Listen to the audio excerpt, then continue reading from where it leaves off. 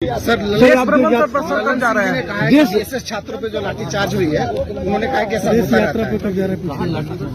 DSS जो अभ्यर्थी से इन पे लाठीचार्ज हुआ है, तो ललन सिंह जी का बयान आया है कि ऐसा तो होते रहता है।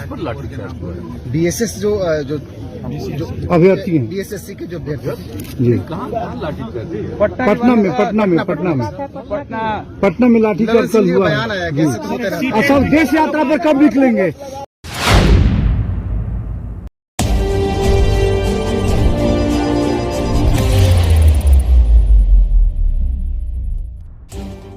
राजा अपनी समाधान यात्रा पर है, लेकिन उन्हें अपनी राजधानी के घटनाक्रम तक का पता नहीं है। एक तरफ राजा समाधान यात्रा निकाल रहे हैं, वहीं राजधानी में छात्रों पर पुलिस लाठी चला रही है। राजा कह रहा है, मुझे तो पता ही नहीं है।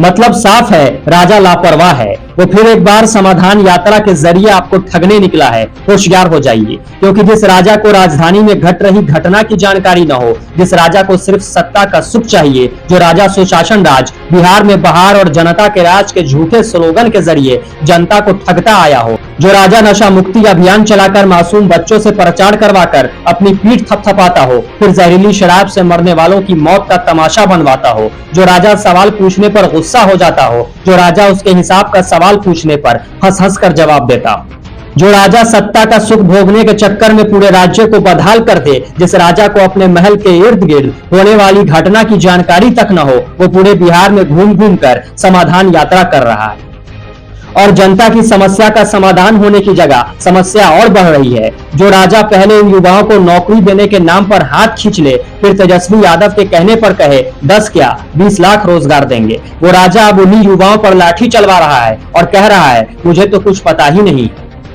कहां लाठी चली है, किसे पीटा गया है। क्योंकि राजा की आदत है, वो जनता को अपनी इसी मासूमियत से ठगता आया है और फिर समाधान यात्रा के जरिए ठगने की तैयारी में है। आप खुद सुनिए तेजस्वी यादव और सुशासन बाबू का चुनावी बयान और फिर महागठबंधन सरकार बनने के बाद का ये बयान। मुख्यमंत्री रहते हुए अगर मेरा पहला कलम चलेगा तो 10 लाख नौजवान को सरकारी नौकरी देंगे। होगा आजकल हम देखते, कहता है इतना लोगों को नौकरी दे। अच्छा, ऐसा कहीं है कोई दुनिया में जी? आप उतने लोगों को नौकरी दोगे तो बाकी को कहा नहीं दोगे? सबको दे दो। आप पैसा कहां से लाओगे? जिसके चलते अंदर गए हो उसी पैसा से होगा।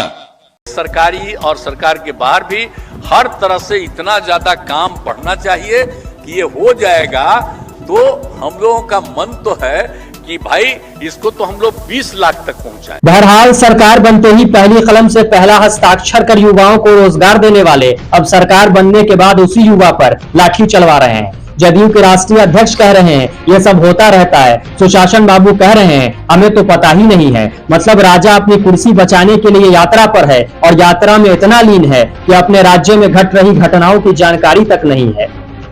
तो मेरी हाथ जोड़कर विनती है राजा से, समाधान यात्रा पर हैं साहब, हुजूर तो जरा यात्रा अच्छे से कीजिए। बिहार के सरकारी स्कूल का भ्रमण जरूर कीजिएगा, सरकारी स्कूल की बदहाल हालत जरूर देखिएगा, किसानों से मिलिएगा, उनकी समस्याएं सुन लीजिएगा। बेरोजगार युवाओं के साथ एक मीटिंग जरूर रख लीजिएगा, उनका दर्द सुनने की हिम्मत अगर आप में बची है तो सुन लीजिएगा। सरकारी अस्पतालों की बदहाल हालत पर नजर जरूर डाल लीजिएगा, वहां जाकर देखिएगा कैसे आपके अस्पतालों में गरीबों का इलाज जानवरों की तरह किया जा रहा है।